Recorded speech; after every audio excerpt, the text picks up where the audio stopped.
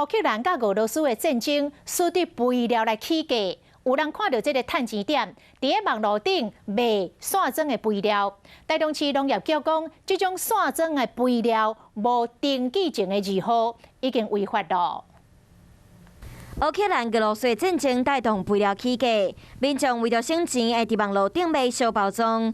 台中市农业局讲，卖无登记证字号的肥料已经违反肥料管理法的规定。为大家，因为肥料它是依照肥料管理法，它必须原包装，不能拆封再销售，因为它的品质有经过检验，你拆封以后就没有办法确保它是不是原来的产品。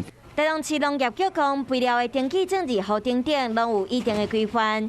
若是无摕到肥料登记证，都袂互别人。查证了后是事实，会当罚3万到50万。各方面都有完整的标示，生产工厂，方面的标示符合肥料管理法。